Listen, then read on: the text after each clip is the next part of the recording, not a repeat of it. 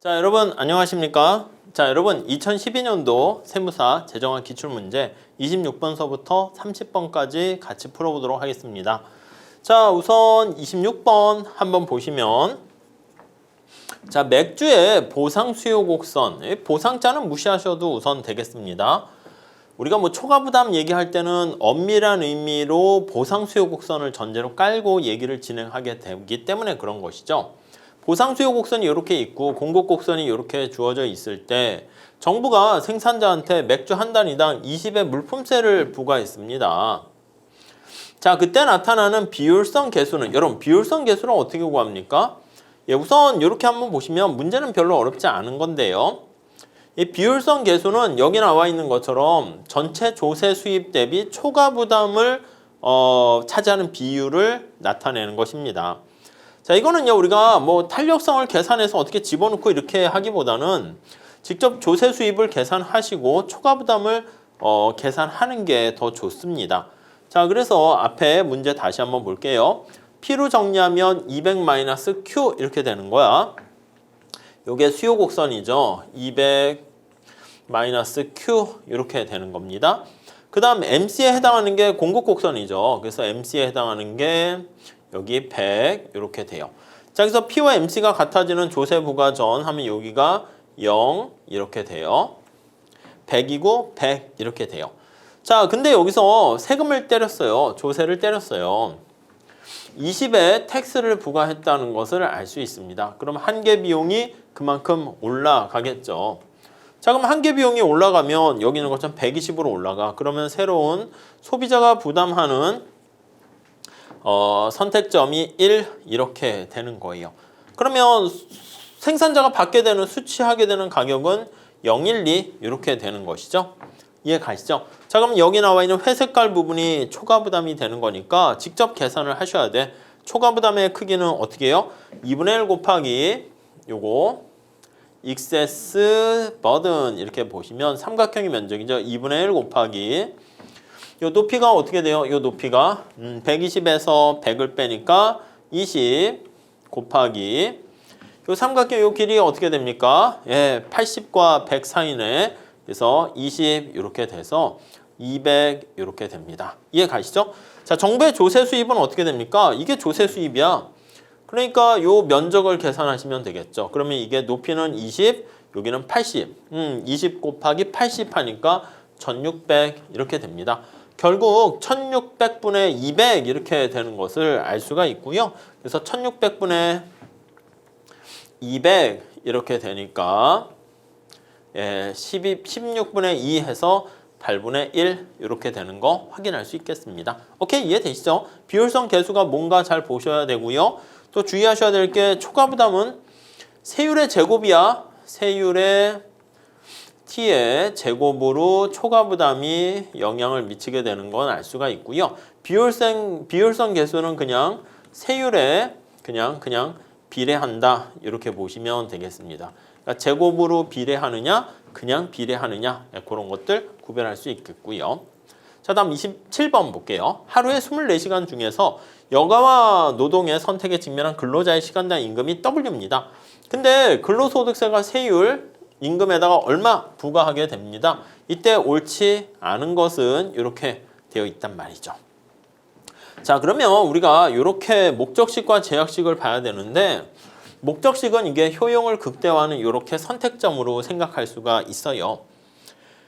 H가 여긴 지금 여가라고 썼어요. 뭐 L이라고 써도 좋긴 한데 그때 다르니까 뭐 여러분들 한번 잘 보시죠. 이게 여가야. 그러면 W 곱하기 24 마이너스 여가로 표현을 하게 됩니다. 자, 예산선의 기울기가 이렇게 W로 되어 있어요. 자, 그러면 세금을 때렸어. 그럼 임금률에 세금을 때렸으니까 임금률이 어떻게 변해요? 이렇게 변한다고. 이 마이너스 뭐 빼도 돼요. W에서 이만큼의 세율이 이렇게 되는 거 알 수 있어요. 그럼 예산선은 어떻게 됩니까 하면 여기 절편축이 이렇게 형태가 되는 거 알 수가 있겠죠.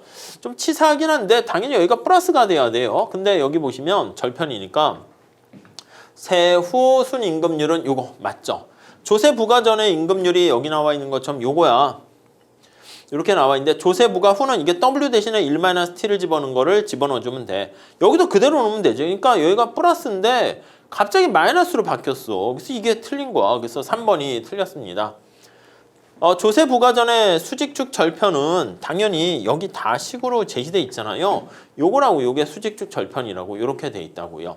그리고 조세 부과 후에 여가의 최대한 수직축, 수평축, 여가축이 수평이잖아. 절편은 어떻게 됩니까? 24시간 이상 누릴 수 없어. 그러니까 우리가 선택할 수 있는 시간이 24시간 중에서 선택을 할 수 있게 되기 때문에 여기요 24시간 여기 밖으로 갈 수 없는 거죠. 그러니까 여기 사실은 보조선이 이렇게 있는 거예요. 숨겨져 있는 보조선이 24시간 이상 오른쪽으로 갈 수가 없습니다가 깔려 있는 거죠. 아셨죠? 이게 수식이 들어가 있기 때문에 여러분들이 막 겁을 먹을 수 있는데 막상 생각을 해보면 그렇게 어렵거나 복잡한 것은 아니다. 이렇게 생각하시면 되겠습니다.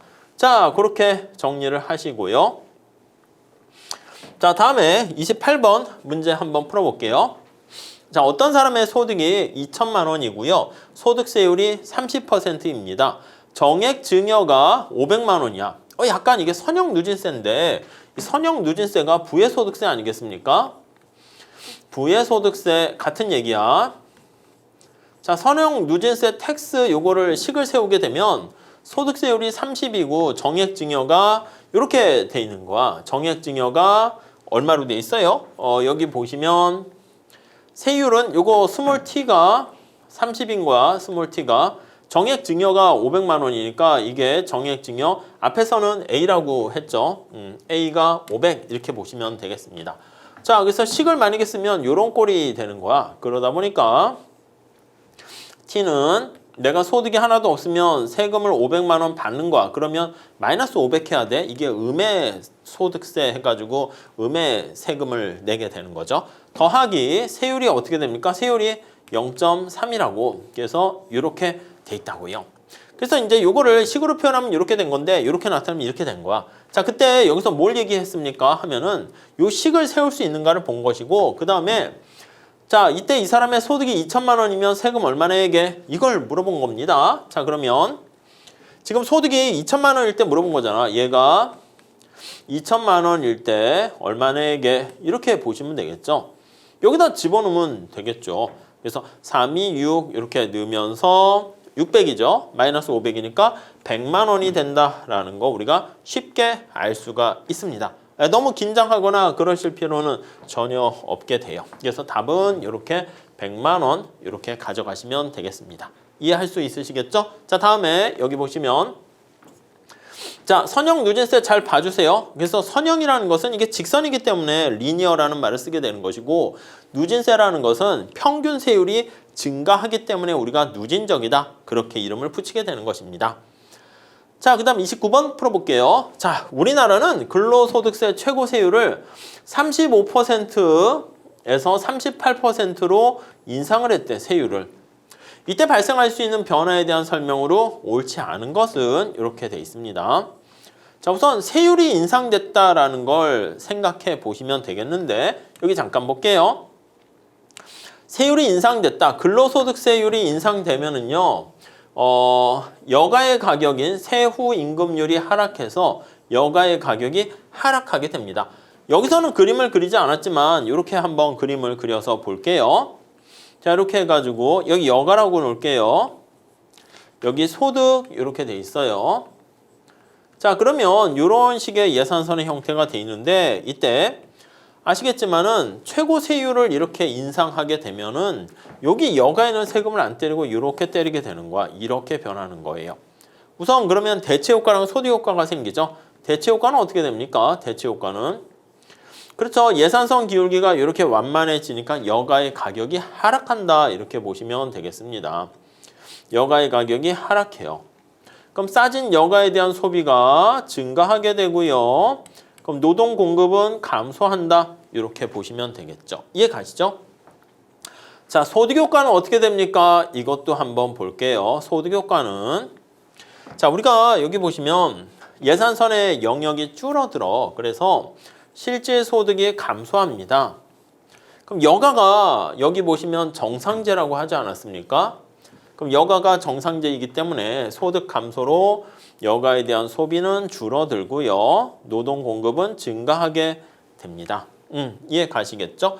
자, 그러면 대체 효과, 소득 효과의 결과에 따라서 노동 공급이 증가할지 감소할지가 달라지는데 정확하게 이게 상쇄가 되면 노동 공급은 변함없다. 그렇지, 당연히 불변이다. 이렇게 보시면 되겠습니다. 네, 이 정도 보시면 되겠고, 자, 만약에 소득 효과가 대체 효과보다 크게 되면은 이렇게요. 소득 효과가 느낌이 삐딱선이 효과라 그러지 않았습니까? 그럼 소득 효과가 더 크게 되면은 노동 공급이 어떻게 돼? 이게 증가하는 게 더 커지게 되는 거예요. 그래서 노동 공급이 감소한다? 예, 그게 띵 이렇게 틀리는 거 알 수가 있겠습니다. 그래서 우리가 여기 나와 있는 것처럼 소득 효과가 대체 효과보다 커지면 우리 앞에 나와 있는 상식 그걸로 생각하시면 되겠죠. 자, 그래서 이렇게 정리하시면 2번이 틀린 거 알 수가 있고요. 증가한다고 해야죠. 띵. 답이 요거는 쉽게 나왔네요. 자, 노동 공급 곡선이 후방 굴절되는 구간에서는 세율 인상으로 노동 공급이 증가한다. 후방 굴절되는 구간이다라고 하면 이게 정상제가 아니라 이제 여기 보시면 소득 효과보다 정상제가 당연히 돼야 되고 소득 효과가 대체 효과보다 더 커지는 상황입니다. 그래서 이렇게 생각하시면 돼. 그래서 노동 공급이 후방 굴절하니까 이렇게 되는 영역을 얘기하고 있습니다. 자, 그렇게 되면 우리가 노동 공급 곡선이 여기 나와 있는 것처럼 텍스를 부과해서 이렇게 올라가는 거야.